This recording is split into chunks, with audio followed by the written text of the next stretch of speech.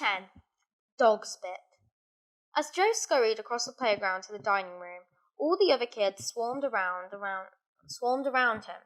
He kept his head down. He didn't like this instant superstardom at all. Voices whirled around him. Hey, bum boy, I'll be your best mate. Lend us a fiver. Let me be your bodyguard. Do you know Justin Timberlake? My granny needs a new bungalow. Give us 100 grand, will ya? How many helicopters you got? Why'd you bother going to school anyway? You rich. Can I have your autograph? Why don't you have a massive party at yours on Saturday night? Can I have a lifetime supply of bog rolls? Why don't you buy the school sack all the teachers? Can't you just buy me a bag of Monsters? All right then, one Monster. You're so mean. Joe started running. The crowd started running too. Joe slowed down. The crowd slowed down too. Joe turned and walked in one direction. The crowd turned and walked in the other direction. A little ginger-haired girl tried to grab his bag, and he thumped her hand away with his fist. Ow! My hand is probably broken, she cried. I'm going to sue you for £10 million. Hit me, said another voice. No! Hit me, said another. A tall boy with glasses had a better idea. Kick me in the leg and we can settle out for court for £2 million. Please? Joe sprinted into the school dining room. That was one place that was guaranteed to be empty at lunchtime. Joe struggled to force the double doors back on the tsunami of school children. There was no use. They burst through, flooding the room. Form an orderly queue, said the dinner lady, Mrs. Trafe. Joe walked up the serving counter. Now, what would you like today, young Joe? She said with a warm smile. I have a very stinging nettle soup to start today. Oh, I'm not that hungry today. Maybe I'll go straight to the main course, Mrs. Trafe. It's chicken breast. Oh, that sounds nice. Yes, it comes with dog spit sauce. Or for vegetarians, I have a deep-fried blue tack. Joe gulped. So hard to decide. See, I had some dog spit only last night. That's a shame. I'll give you a plate of the fried blue tack then, said the dinner lady, as she dumped a lump of something blue and greasy and vomit-inducing onto Joe's plate. If you ain't having lunch, then get out, cried Mrs. Trafe at the crowd, still covering at the doors.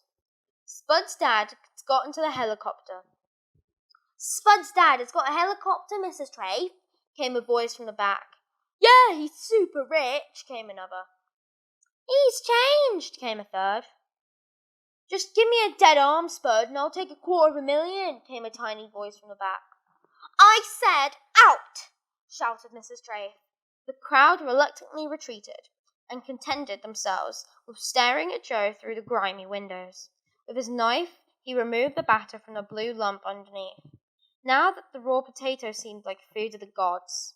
After a few moments, Mrs. Trafe limped over to the table.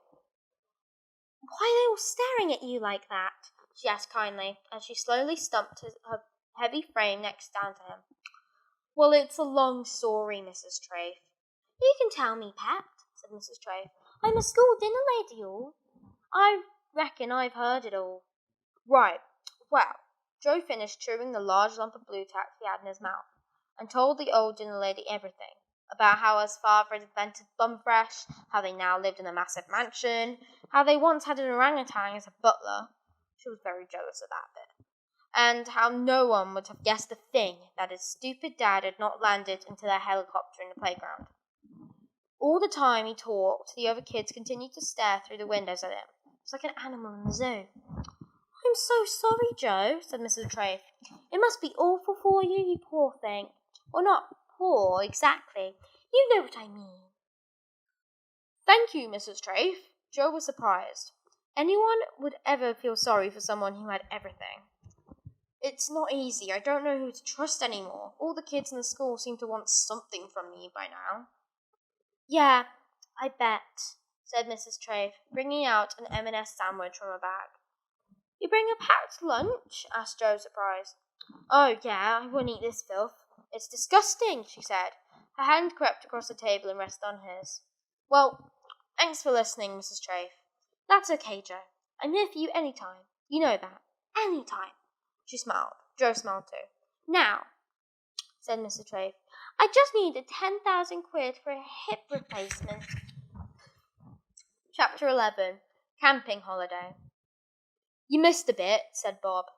Joe bent down and picked up another piece of litter from the playground and put it in the bin. In the bin liner Mrs. Spite had so generously provided. It was 5 o'clock now, and the playground was empty of children. Only their litter remained.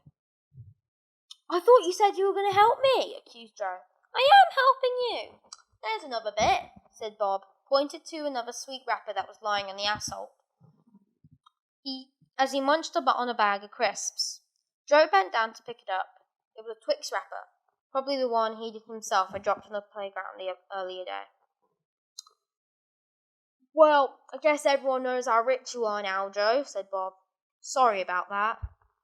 "Yeah, I guess so. I suppose now all the kids at school are going to want to be your friend," said Bob, quietly. When Joe looked at him, Bob turned away. "Maybe," said Joe. "But it means more that we were friends before everyone knew." Bob grinned. "Cool." Then he pointed to the ground at his feet. "You missed another bit there, Joe." "Thanks, Bob," sighed Joe, as he bent down again, this time to pick up the crisp packet his friend had just dropped. "Oh no," said Bob. "What's the matter?" "Grubs." "Where?" "Over by the bike shed." "What do they want?" Lurking behind the shed were the twins. When they spotted Joe and Bob, they waved. "I don't know what was worse," continued Bob, "being bullied by them or being invited around for tea." "Hello, Bob," said one of the grubs, as they started lolloping towards them. "Hello, grubs," Bob called back wearily. Inexorably, the two lollies reached where the two boys were standing. "We have been thinking," continued the other. "We're going on a camping trip at the weekend. Would you like to come?" Bob looked at Joe for help. A camping holiday with these two was not an inviting invitation. "Oh, what a terrible shame," said Bob. "I'm busy this weekend." "Next weekend?" asked Grub 1. "That one too, I'm afraid." "The one after that?" asked the other. "Completely," stammered Bob. "Cock full of things I've got to do. So sorry. It sounds so much fun. Anyway, I'll see you two tomorrow. Sorry, I would love to chat, but I have to help Joe with his litter duty. Bye." "Any weekend next year?" asked the first grub. Bob stopped. Next year was really busy for me, so I'd really, really love to, but I'm so sorry." "How about the year after?" asked Grub 2. "Any free weekends? We have a lovely tent." Bob couldn't keep it in any longer. "Look, one day you're bullying me, the next you're inviting me to spend this weekend with you in a tent. What on earth is going on?" The grubs looked to Joe for help. "Joe?" said one of them. "We thought it would be easier being nice to Blob," said the other. "But he just says no to everything. What do you want us to do, Joe?" Joe coughed. Not very subtly, but the grubs didn't seem to get the hint. "You paid them not to bully me, didn't you?" demanded Bob. "No," said Joe, unconvincingly. Bob turned to Grubs. "Did he demanded. "No," said the grubs. "We mean yes, no."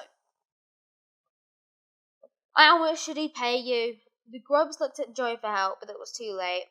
They were all busted. £10 each," said a grub. "And we saw the helicopter spud. We're not stupid. We want more cash." "Yeah," continued the other. "And you're going in a bin, Joe, unless you give us £11 each first thing tomorrow." The grub stomped off. Bob's eyes filled with angry tears. "You think money is the answer to everything, don't you?" Joe was baffled. He had paid off the grubs to help Bob. He was utterly perplexed as why his friend was so upset. "Bob, I was just trying to help you. I'm not so charity case, you know. I know that, I was just... Yes? I just didn't want to see you put in the bin again. Right, said Bob. So you thought it'd be better if the grubs were really weird and friendly about going on camping trips? Well, they sort of came up on a camping trip on their own, but yes. Bob shook his head. Can't believe you. You're such a spoiled brat. What? Said Joe. Just helping you out. You'd really rather be put in the bin and have your chocolate stolen. Yes! Shouted Bob. Yes, I would. I'd fight my own battles, thank you. Suit yourself, said Joe. Have fun being dumped in the bin. I will, replied Bob before storming off. Loser! Shouted Joe. But Bob didn't turn back. Joe stood alone. A sea of litter surrounded him. He stabbed at the Mars wrapper with his litter stick. Couldn't believe Bob. He thought he'd found a friend, but really he'd just found a selfish, bad-tempered, ungrateful plume fizz. That's the end of these chapters, folks. If you enjoyed, please do not forget to like and subscribe. And comment down below which book I should read after this one. See you guys in the next chapters. Bye-bye.